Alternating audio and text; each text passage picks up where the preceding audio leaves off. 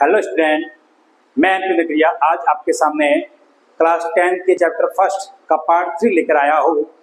अपन ने पार्ट 2 के अंदर डिस्कस कर लिया था टाइप्स ऑफ केमिकल रिएक्शन, मतलब रासायनिक अभिक्रियाओं के प्रकार के बारे में। तो मैंने लगभग आपको केमिकल इक्वेशन लगभग 8 से 9 प्रकार के इक्वेशन का नाम लिखाया था, जिसके अंदर में से अपने 2 इक्वेशन को अपने डिस्कस कर लिया था। फर्स्ट जिसका नाम था आपका एडिशन रिएक्शन, जिसको अपन हिंदी में कहते हैं संयोजन अभिक्रिया, जिसमें 2 एलिमेंट थे वो आपस में मिल रहे थे और एक नया प्रोडक्ट बना रहे थे। ओके, और एक उसकी जस्ट रिवर्स पढ़ी थी हमने उल्टी, जिसका नाम था वियोजन अभिक्रिया, उसका एक नाम और था अपघटन अभिक्रिया, जिसको इंग्लिश में कहते हैं डीकंपोजिशन रिएक्शन। उसमें क्या था, उसमें आपका रिएक्टेंट मींस अभिकारक आपका एक होता है जो आपका ब्रेक होकर के टूट करके 2 या 2 से अधिक सिंपल मॉलिक्यूल के अंदर टूट जाता है, जिसको अपने अपघटन या डीकंपोजिशन रिएक्शन किया था। तो ये जो रिएक्शन है वो आपकी लाइट और हीट की प्रजनन में होती है। अगर ये रिएक्शन आपकी लाइट की प्रजनन में हो रही है तो उसको बोलेंगे अपन प्रकाशीय अपघटन, मतलब लाइट डीकंपोजिशन। अगर यही इक्वेशन आपकी अगर हीट की प्रजनन में हो रही है, उष्मा की प्रजनन में हो रही है, तो उसको हम बोलेंगे हम उष्मीय उपघटन, इट मींस हीट डीकंपोजिशन।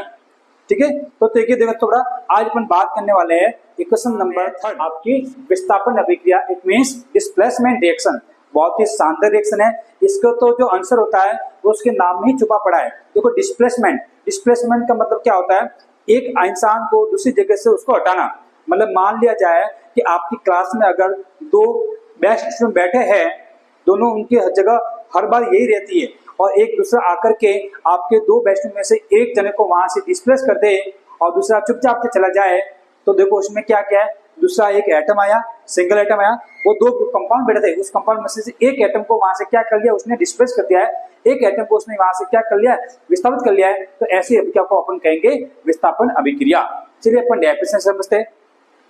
तो देखो मैंने लिखा है कि ऐसी अभिक्रिया जिसमें किसी यौगिक का परमाणु, सॉरी यहाँ पर लिखा है यौगिक का परमाणु दूसरे परमाणु या अणु के द्वारा क्या हो रहा हो, विस्थापित हो रहा हो, तो ऐसे हम कहेंगे विस्थापन अभिक्रिया। Means which reaction in which displace of atoms compound, मतलब आपका जो कंपाउंड को जो एटम है वो आपके 2 अनदर एटम और जो दूसरे एटम या मॉलिक्यूल के द्वारा क्या हो जाएगा, डिस्प्लेस हो जाएगा, तो उसको हम बोलेंगे डिस्प्लेसमेंट रिएक्शन। क्या बोलेंगे, डिस्प्लेसमेंट रिएक्शन। चलो इसका एग्जांपल देख ले ताकि आपको क्लियर हो जाएगा।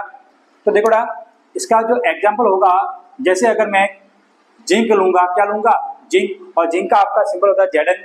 जिंक की अगर रिएक्शन में कॉपर सल्फेट CuSO4 से करवाऊंगा, CuSO4 से करवाऊंगा, तो आपको देखना है यहाँ पर ये कॉपर सल्फेट, ये तो एक यौगिक के कंपाउंड है, और यहाँ पर मैंने एक तरफ लिया आपका सिंगल एटम जिसका नाम है जिंक। क्या नाम बेटा, जिंक। तो यहाँ पर आपको पता है जिंक एक मेटल है, धातु है, जो हमेशा ऑलवेज आर पॉजिटिव, जो हमेशा धातु हमेशा कैसे होती है, पॉजिटिव चार्ज होती है।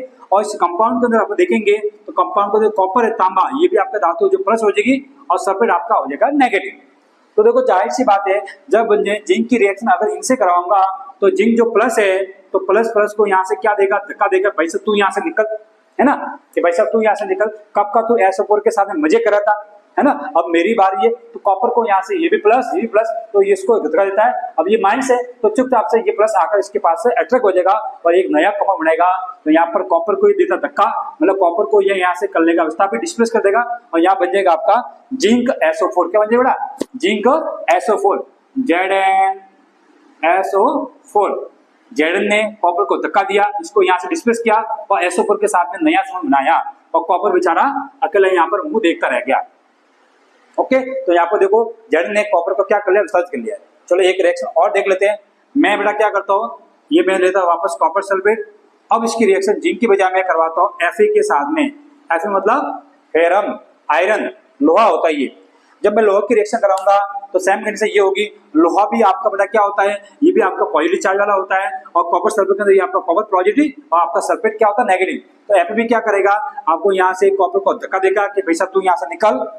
अब मैं SO4 के साथ में नया समूह बनाऊंगा, तो ये बच जाएगा FeSO4 फेरस सल्फेट, और कॉपर बेचारा यहाँ से बाहर निकल जाएगा। क्या निकल जाएगा, बाहर निकल जाएगा। तो इस प्रकार से यहाँ पर एक परमाणु जो होता है वो कंपाउंड में से किसी भी एटम को या किसी भी आयन को या किसी भी अणु को वहां से क्या कर लेता है, डिस्प्लेस कर देता है, उसको विस्तारित कर देता है। इसलिए इस रिएक्शन को कहते हैं अपन डिस्प्लेसमेंट रिएक्शन। अब आपका सवाल बेटा ये होगा कि सर आपको तो पता है कि जिंक इसको सर कॉपर को कर रहा है, ये इसको कर रहा है, लेकिन हमको क्या पता कि कौन किसको डिस्प्लेस कर दूंगा, हमको क्या पता कि कौन किसको डिस्प्ले करा। तो इसके लिए क्या होगा, मैं इस चैप्टर के बाद में आपके सामने मैं एक एलिमेंट जो होते हैं मेटल, उनकी रिएक्टिविटी मतलब उनकी जो अभिक्रियाशीलता होती है उनकी मैं एक साम के साथ सीरीज रखूंगा, सरण रखूंगा, तो आपको वो लग जाएगा कौन किसको डिस्प्लेस कर सकता है, ताकि आपको किसी में कोई डाउट न रहे। अगर मैं रिएक्शन उल्टी करवाता, यहाँ पर लिखता अब मैं रिएक्शन जैसे उल्टी है, कॉपर है वो Fe को डिस्प्लेस कर पाएगा। अगर इस रिएक्शन में आगे बढ़ा पाऊंगा, इस रिएक्शन में आगे बढ़ाता हूं, अब देखो कॉपर बेटा क्या है, कॉपर इस Fe से ज्यादा ये निम्न क्रियाशील है, लो रिएक्टिव एलिमेंट है, तो ये लो रिएक्टिव एलिमेंट है, जबकि Fe क्या है, ये हाई रिएक्टिव एलिमेंट है, मतलब अधिक अभिक्रियाशील है, क्या है, तो ये अधिक होगा ये कम होगा, तो ये इसको डिस्प्लेस यहाँ से इसको डिस्प्लेस नहीं कर सकता है, तो आगे रिएक्शन नहीं होगा। यहाँ पर लिखेंगे नो प्रोडक्ट, क्या लिखेंगे बेटा, नो प्रोडक्ट, यहाँ पर कोई उत्पादन नहीं बनेगा। कारण क्या है, कारण यहाँ लिखना है कि जो कॉपर है, जो तांबा है, वो आपका निम्न क्रियाशील धातु है, लो रिएक्टिव एलिमेंट है, जो फेरस सल्फेट के अंदर फेरस जो कि अधिक क्रियाशील धातु है इसको विस्थापित नहीं कर पाता है। ओके, तो यहाँ पर आपको समझ में आ गया होगा। चलिए नेक्स्ट हम बात करते हैं द्विविस्थापन अभिक्रिया, जिसका नाम है डबल डिस्प्लेसमेंट। जी हाँ दोस्तों का देखो यहाँ पर क्या होता है, यहाँ पर ये रिएक्शन आपके एक कंपाउंड और एक सिंगल एटम के बीच में होती है, जबकि ये जो रिएक्शन है आपकी दोनों कंपाउंड के बीच में होगी। यहाँ पर ये बेचारा जो एटम था वो इसको यहाँ से डिस्प्ले करता और ये बेचारा चुपचाप निकल जा रहा था। अब यहाँ पर क्या होगा, अब यहाँ पर ये इसकी सहन शक्ति क्या होगी, खत्म हो गई है। अब ये बोल रहा है कि भाई साहब अब मैं चुपचाप निकलूंगा, अगर तू मुझे यहाँ से लात मार रहा है और तू मेरी SO4 को ले रहा है तो मैं भी यहाँ से निकल करके चुप बैठने वाला हूँ, मैं भी यहाँ से निकल करके तेरे पास जो होगा मैं उससे रिएक्शन करूंगा।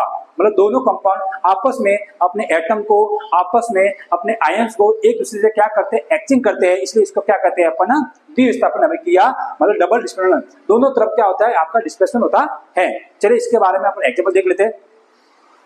अपन एग्जाम्पल लेते हैं, इसमें लेते हो Na2SO4, इसका नाम है सोडियम सल्फेट। क्या नाम है बेटा, इसका नाम है सोडियम सल्फेट। इसकी रिएक्शन में BaCl2 बेरियम क्लोराइड से करवाता हूं, आप हिंदी में लिख सकते हैं। इसका नाम क्या है, इसका नाम है बेरियम क्लोराइड। करवाऊंगा तो आपको देखना क्या करना है, यहाँ पर डबल डिस्प्लेसमेंट होगा और दोनों एक दूसरे के अपने एटम या आयनों को क्या करेंगे, एक्सचेंज करेंगे। तो देखना होगा बेटा सोडियम है बेटा जो होता है हमेशा ऑलवेज पॉजिटिव, और इसके साथ में जो बचा वो हमेशा ऑलवेज क्या होगा, नेगेटिव होगा। क्योंकि आपको देखना चाहिए कंपाउंड का जो फॉर्मेशन होता है, यौगिक का जन्म होता है, वो हमेशा दो आयनों से मिलकर बना होता है। एक आपका आयन पॉजिटिव होगा और दूसरा आयन आपका नेगेटिव होगा। और बेरियम क्लोराइड के अंदर भी आपका बेरियम है बेटा वो तो आपका प्लस होगा और Cl आपका हो जाएगा नेगेटिव। क्लियर। अब आपको जाहिर सी बात है कि प्लस जो होगा वो यहाँ पर आकर के इसके माइनस से मिलेगा और यहाँ का जो प्लस है वो इसके यहाँ से माइनस से मिलेगा। दोनों एक दूसरे को क्या करें, एक्सचेंज करें, तो ये बन जाएगा NaCl। क्या बन जाएगा, NaCl, यहाँ का Na और यहाँ का Cl, ये बन जाएगा NaCl प्लस यहाँ का Ba और इसने यहाँ के डिस्प्लेस किया यहाँ के SO4 को, तो ये बन जाएगा BaSO4। अब आपको यहाँ पर ये देखना है कि Na यहाँ पर सोडियम के नंबर कितने 2 है और Cl के नंबर भी कितने 2, तो दोनों के नंबर 2 है तो मैं 2 आगे लिख लूंगा। इसका मतलब सोडियम क्लोराइड के कितने मॉलिक्यूल निकले, 2 मॉलिक्यूल निकले। क्या निकलेंगे, 2 मॉलिक्यूल। इसका नाम है सोडियम क्लोराइड। क्या नाम है बेटा, सोडियम क्लोराइड। हिंदी में आप लिख सकते हो सोडियम क्लोराइड, जिसको अपन क्या कहते हैं आम भाषा में नमक। क्या कहते हैं बेटा, नमक, सॉल्ट। और इसका नाम हो जाएगा बेरियम सल्फेट। बेरियम सल्फेट क्या हो जाएगा, बेरियम सल्फेट। चलो इस रिएक्शन को एक रिएक्शन अपन और देख लेते हैं। जैसे मैं आपके सामने लेता हूं, एक लेता बड़ा, जैसे मैं आपके सामने लेता हूं CuSO4, एक लेता हूं कॉपर सल्फेट और कॉपर सल्फेट की बेटा मैं रिएक्शन करवाता हूं आपके NaOH सोडियम हाइड्रोक्साइड के साथ में। किससे रहता हो, सोडियम हाइड्रोक्साइड के साथ में। तो देखो इससे क्या होगा, आपको साफ दिख रहा है कि कॉपर सल्फेट के अंदर आपका जो ये है ये आपका क्या होता है, पॉजिटिव होता है और ये आपका हो जाएगा नेगेटिव। सोडियम हाइड्रोक्साइड के अंदर भी आपका सोडियम आपका पॉजिटिव हो जाएगा, OH आपका हो जाएगा नेगेटिव। अब देखो यहाँ पर रिएक्शन क्या होगी, यहाँ का जो कॉपर होगा वो यहाँ की OH से क्रिया करेगा, साफ दिख रहा है, और यहाँ का जो सोडियम होगा वो इसकी सल्फेट से रिएक्शन करेगा। किससे करेगा, सल्फेट से करेगा। तो देखो सल्फर से करेगा। अब देखो कॉपर है वो किससे कर रहा है, OH से कर रहा है, तो मैं कॉपर क्या लिख दो, ये कॉपर और ये OH, ये कॉपर और ये OH, सिंपल मैं लिख लेता हूँ, एक बार बैलेंस नहीं करेंगे। और यहाँ का सोडियम और यहाँ का सल्फेट, तो मैंने लिख दिया ये यहाँ का ये सोडियम और ये आपका सल्फेट। अब आपको बैलेंस करना है। अब बेटा देखो यहाँ पर कॉपर एक है, ठीक है, एक आ गया, और यहाँ पर OH है, आगे 2 लिखा हुआ, इसका मतलब सोडियम के मॉलिक्यूल भी, सोडियम के एटम भी कितने 2 है, और OH के नंबर भी कितने आपके 2 है। अब OH 2 है, OH क्या है 2 है, तो उसको हम लिखेंगे ब्रैकेट के अंदर, क्या लिखेंगे, ब्रैकेट के अंदर 2 कर लेंगे, तो ये हो जाएगा कॉपर हाइड्रो ऑक्साइड। क्या हो जाएगा, कॉपर हाइड्रो ऑक्साइड।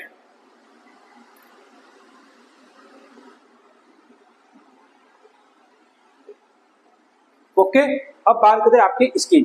यहाँ पर सोडियम आपका कितना 2 है, जबकि SO4 आपका एक ही है, तो SO4 तो एक का एक ही है, बट सोडियम आपके कितने दिखे 2, तो सोडियम 2 है, तो यहाँ पर लिखे सोडियम 2 कर लेते हैं, तो इसका नाम हो जाएगा सोडियम सल्फेट। क्या नाम हो जाएगा, सोडियम सल्फेट।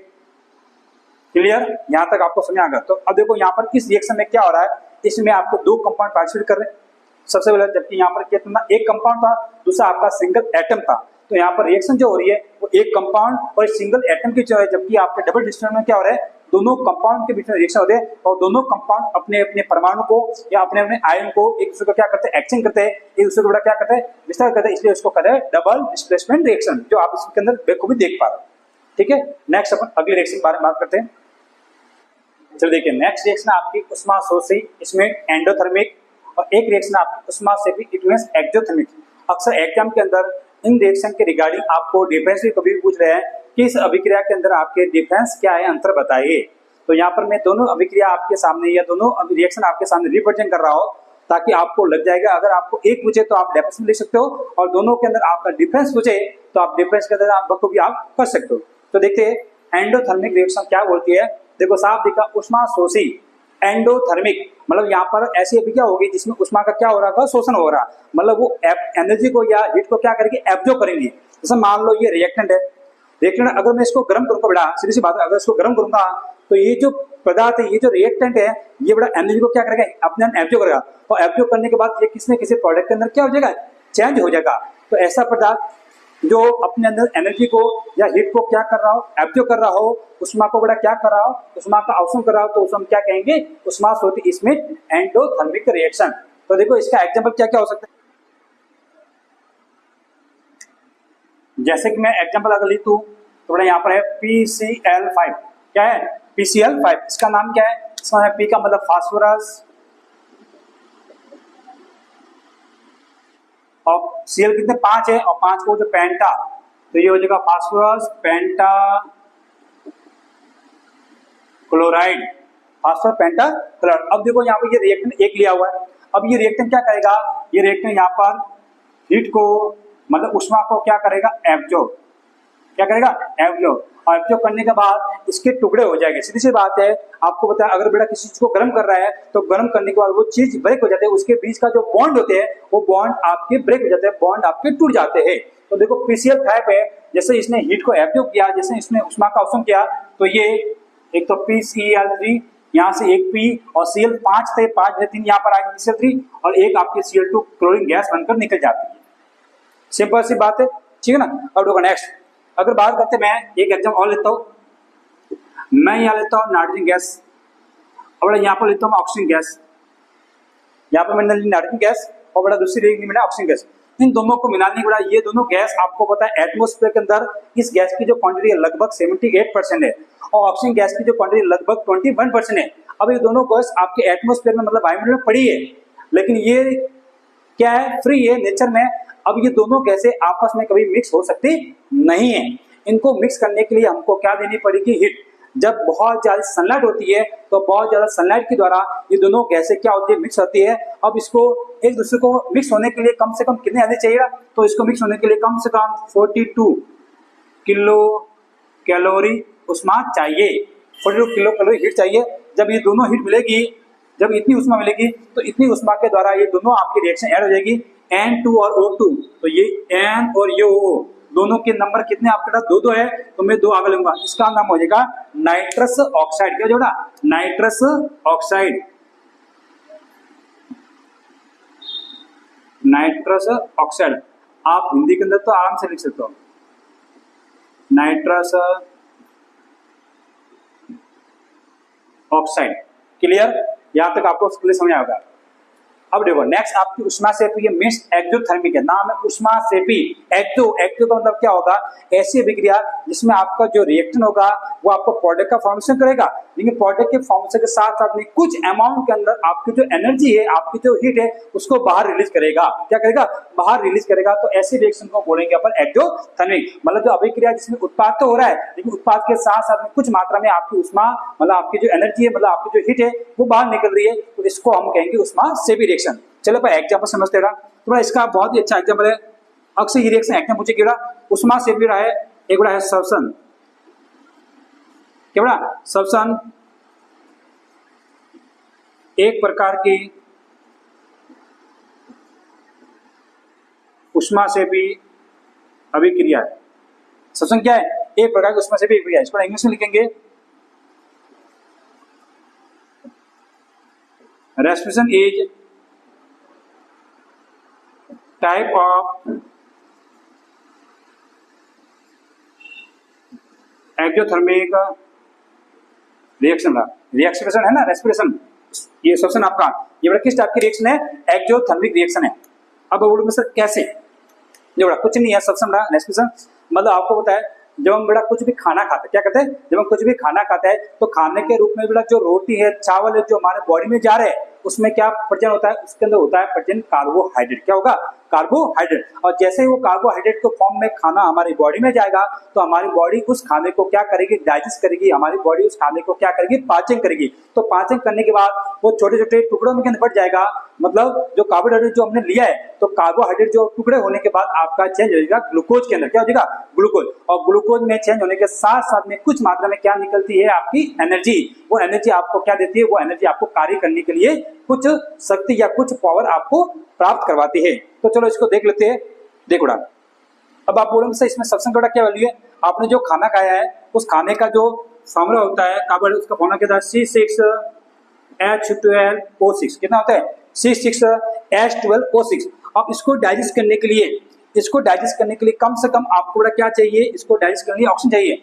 ऑक्सीजन कितना रहेगा, कम से कम ऑक्सीजन के एटम चाहिए 3। कितना चाहिए, 3 ऑक्सीजन एटम चाहिए।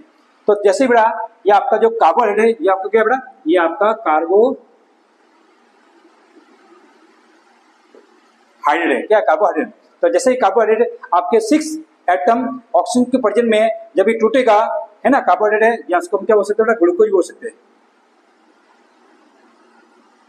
थोड़ा ये जो टूटेगा 6 एटम ऑक्सीजन के प्रजन में, तो ये टूट जाएगा। इसके 6 मॉलिक्यूल तो बन जाएंगे CO2 के, क्या बन जाएंगे, 6 मॉलिक्यूल तो बन जाएंगे CO2 के, और आपके 6 मॉलिक्यूल बन जाएंगे आपके H2O के। ओके, सिंपल सी बात मैंने बोला है कि आपने जो खाना खाया है वो आपकी बॉडी में जाकर के 6 एटम ऑक्सीजन के साथ में रिएक्ट करके 6 अणु तो बनाएगा आपके कार्बन डाइऑक्साइड के, और 6 मॉलिक्यूल बनाएंगे आपके वाटर के, और साथ में आपकी निकलेगी 686 किलो कैलोरी एनर्जी। क्या निकली, 686 किलो कैलोरी एनर्जी आपके साथ में प्रोडक्ट के फॉर्मेशन के साथ में ये एनर्जी बाहर निकलती है। तो यहाँ पर रिएक्शन में जो प्रोडक्शन का हो रहा है, यहाँ पर जो उत्पाद निर्माण हो रहा है, उसके साथ साथ में कुछ मात्रा में एनर्जी निकल रही है, इसलिए इसको क्या कहते हैं अपन, उष्मासेपी या एक्सोथर्मिक कहते हैं। समझ आ गया ना आपको। एक आपको और दिखाता हूं एग्जांपल ताकि समझ में आ जाएगा। जैसे बेटा मैं लेता हूं यहाँ पर अब हम बात करते हैं कोयले के दहन की, कंबसन ऑफ कोल। तो यहाँ पर आपको पता है कोयला मतलब सी। अब ये भी आपको पता है इसका कंबसन तब होगा जब O2 प्रजन होगा। O2 के प्रजन में आप इसको क्या करेंगे, बर्न करेंगे। ये हमने जला दिया, हिट कर दी। अब ये जलाएंगे ना, तो जलने से क्या बनेगी, जलने से बनेगी CO2 गैस बन के उड़ जाएगी, और साथ में निकलती कुछ मात्रा में एनर्जी। क्या निकला, साथ में निकलती कुछ मात्रा में एनर्जी। आप बोलोगे सर इसमें एनर्जी निकले, तो इसमें आपकी एनर्जी निकले लगभग 94 किलो कैलोरी एनर्जी आपके बाहर निकलती है। आपने देखा होगा कोयला का मतलब आपको पता है, कोयला आपकी सिगड़ी के अंदर होता है। सर्दी के मौसम में सिगड़ी को हम जलाते हैं, तो सिगड़ी को जब भी जलाएंगे तो सिगड़ी को जलाने से बड़ा धुआं तो निकलेगा, स्मोक तो निकलेगा, लेकिन स्मोक के साथ साथ में आप बड़ा उससे क्या करते हो, बड़ा कुछ गर्मी भी महसूस करते हो। तो जो एनर्जी जो बाहर निकली है, उसी एनर्जी से अपन को जो सर्दी लग रही है, अपन उसको क्या करते हैं, बाहर भगाते। तो इसके अंदर 94 किलो एनर्जी क्या निकलती है, ऊर्जा निकलती है। सिंपल, यहाँ पर आपको समझ आ गया होगा। अब नेक्स्ट रिएक्शन पर देंगे ऑक्सीकरण एंड अपचयन। ओके, देखिए नेक्स्ट आपकी रिएक्शन है ऑक्सीडेशन, ऑक्सीकरण, और सेकंड जो आपकी रिएक्शन है रिडक्शन विद अपचयन। इन दोनों के बारे में देखते हैं। दोनों बहुत ही सिंपल सी रिएक्शन है और दोनों की मिलने के द्वारा एक रिएक्शन और बनेगी जो बहुत ही इंपॉर्टेंट है आपकी आरबीसी बोर्ड के अंदर। अक्सर एग्जाम के अंदर वो रिएक्शन पूछी जाती है, लेकिन उसको समझने से पहले सबसे पहले इन दो इक्वेशन को समझना पड़ेगा। तो हम बात करते हैं ऑक्सीकरण विद ऑक्सीडेशन। देखो नाम से ऑक्सीकरण, ऑक्सीकरण का मतलब ऑक्सीजन। क्या होता है? ऑक्सीजन मतलब बेटा किसी पदार्थ के अंदर ऑक्सीजन एटम तो जुड़ेगा, ऑक्सीजन एटम तो जुड़ेगा, निकलेगा क्या? हाइड्रोजन निकलेगा क्या? न्यूट्रॉन। इसका मतलब ऑक्सीकरण का मतलब आपको देखना है। अगर ये याद है थोड़ा ये आप आराम से याद कर सकते हो, लेकिन इसको याद करने के लिए इसके आपको नाम को जाना पड़ेगा। ऑक्सीडेशन मतलब ऑक्सीजन, ऑक्सीकरण मतलब इसका मतलब क्या होगा? ऑक्सीजन जो एटम होगा वो तो आपके मैटर के अंदर ऐड होगा, अगर वो ऐड होगा तो निकलेगा कौन? हाइड्रोजन। क्या निकलेगा? तो मैंने यहाँ लिखा है कि जब किसी पदार्थ में ऑक्सीजन की तो क्या हो रही है? वृद्धि हो रही है, मतलब ऑक्सीजन तो जुड़ेगा बट उसमें से हाइड्रोजन निकल जाएगा, कमी होगी, तो ऐसी अवयव को अपन क्या कहेंगे? ऑक्सीकरण कहेंगे। मैंने लिखा इंग्लिश के अंदर when any matter in increase of oxygen atom और deficiency of hydrogen atom during chemical reaction. Chemical होते बड़ा उस रिएक्शन के दौरान अगर आपका O2 तो ऐड होगा, या तो O2 ऐड होना चाहिए या O2 ऐड नहीं हो रहा है, तो उस रिएक्शन में देखना है कि उसमें से H हाइड्रोजन निकल रहा है कि नहीं निकल रहा है। दोनों में से एक भी का काम हो रहा है तो उसका मतलब उसमें क्या हुआ है? उसमें उसका ऑक्सीजन हुआ है। चलो अपन देख लेते हैं एक बार। देखो मैंने शॉर्ट के अंदर भी लिख लिया है कि O2 का जुड़ना, कंबाइन ऑफ O2 तो बड़ा जुड़ेगी आपके मैटर में से और उसमें से आपके H2 निकलेगी। तो देखिए इसको एग्जांपल समझते हैं। जैसे मैं लेता हूं यहाँ पर कॉपर ले लिया। क्या ले लिया? कॉपर के मैंने 2 एटम ले लिए और कॉपर को मैं ऑक्सीजन के परिजन में जलाऊंगा। आपको पता है ऑक्सीजन के परिजन में ऐसे बड़ा जलता है, तो ये मैंने कर लिया इसको जलाना, ये हीट का सिंबल है। जैसे मैंने कॉपर को ऑक्सीजन के साथ जलाऊंगा तो कॉपर हमेशा होता पॉजिटिव, ऑक्सीजन होता है हमेशा नेगेटिव, तो ये प्लस माइनस के द्वारा क्रिया करेगा तो ये बन जाएगा CuO। क्या बन जाएगा? Copper oxide. क्या बन जाएगा? इसका नाम है कॉपर ऑक्साइड। हिंदी में भी इसको बड़ा यही बोलते हैं, कॉपर ऑक्साइड। सिंपल सी बात है। अब यहाँ पर ये देखना है कि कॉपर के कितने एटम है? 2, इसके भी 2 बड़ा, इसलिए मैं आगे लिखता हूँ कॉपर ऑक्साइड के आपके एटम बन के 2। अब आप सोचोगे कि सर ये रिएक्शन ऑक्सीडेशन कैसे हुई, तो आप देखो बड़ा यहाँ पर देखना, ये जो कॉपर है, कॉपर के पास यहाँ पर कुछ ऑक्सीजन दिख रहा है? नहीं दिख रहा है, लेकिन जैसे रिएक्शन होगी, रिएक्शन के बाद इस कॉपर के पास में कौन आ गया है? वो आ गया है। मतलब यहाँ पर देखो आप बिफोर द रिएक्शन, रिएक्शन होने से पहले कॉपर के पास में कुछ नहीं था, कॉपर एक सिंगल परमाणु था, सिंगल एटम था, लेकिन जैसे ही ऑक्सीजन के साथ में रिएक्ट करता है तो ऑक्सीजन इसके साथ में ऐड हो जाती है, ऑक्सीजन इसके साथ मिल जाती है, तो ये बन जाए कॉपर। मतलब यहाँ पर क्या हो रहा है? ऑक्सीजन की वो क्या हो रही है? वृद्धि हो रही है। तो यहाँ पर इसका क्या हो रहा है? ऑक्सीडेशन हो रहा है। क्या हो रहा है? ऑक्सीडेशन। इट मीन्स ऑक्सीकरण हो रहा है। समझ में आ रहा है? समझ में आ रहा है? ठीक है।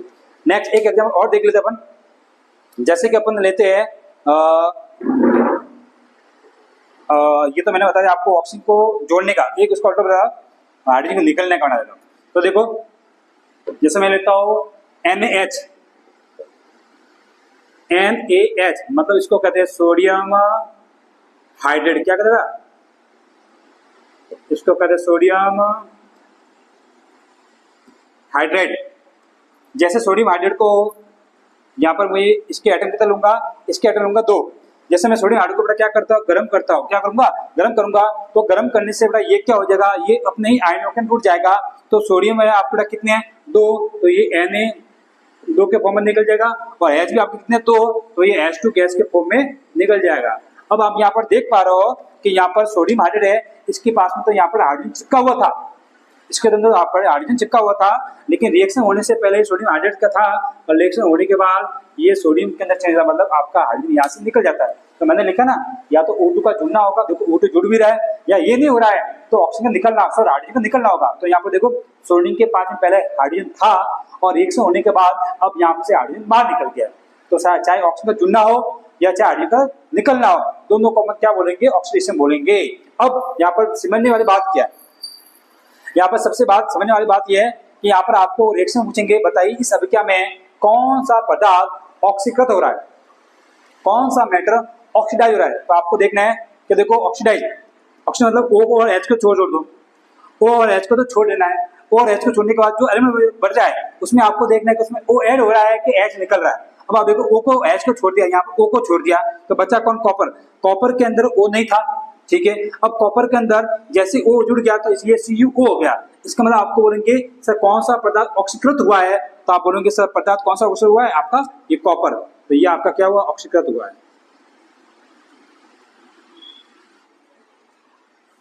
ऑक्सीकृत,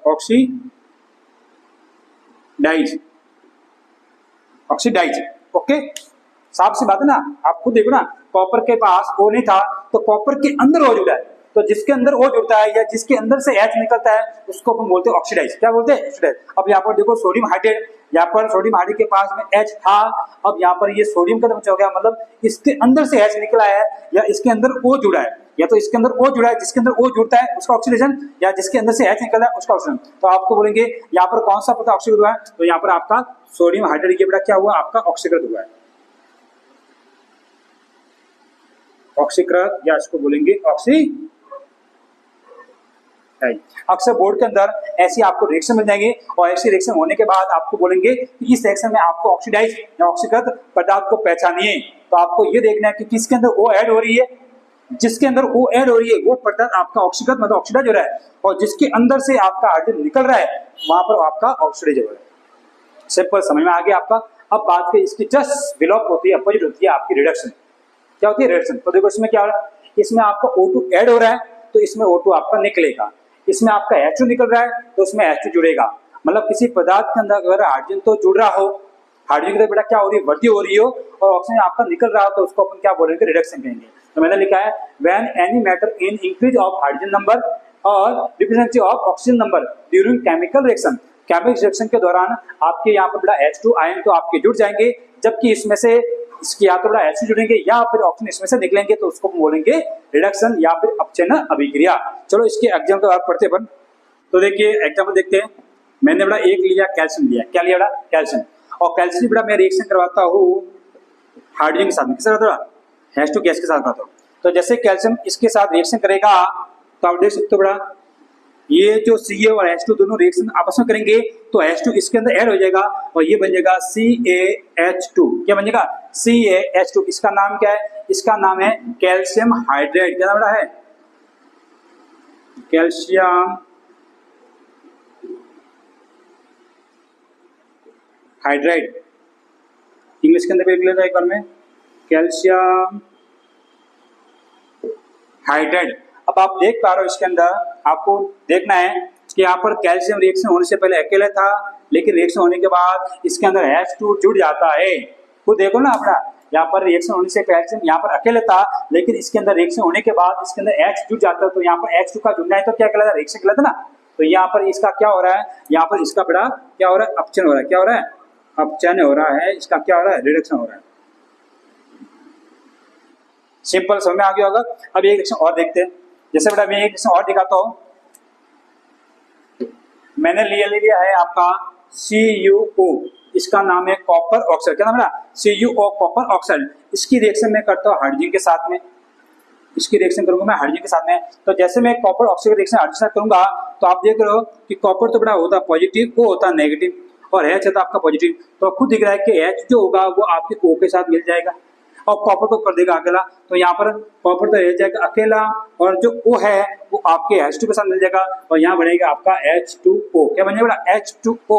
अब यहाँ पर देख पा रहे हो बड़ा कि CuO कॉपर ऑक्साइड है, इसके पास में रिएक्शन होने से पहले इसके पास O था, दिख रहा है ना आपको, O था, लेकिन रिएक्शन होने के बाद कॉपर बेचारा रह गया अकेला। क्या रह गया, कॉपर रह गया है का अकेला।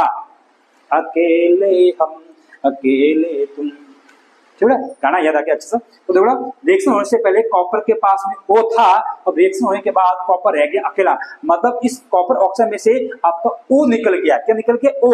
और O का निकलना क्या कहलाता है, रिडक्शन कहलाता है, अपचयन कहलाता है। तो अब यहाँ पर क्या होगा, यहाँ पर आपके ऑक्सीजन में कमी होगी। क्या होगी, ऑक्सीजन की कमी होगी, डिफिशियंसी ऑफ ऑक्सीजन। तो इसको हम बोलेंगे रिडक्शन, अपचयन।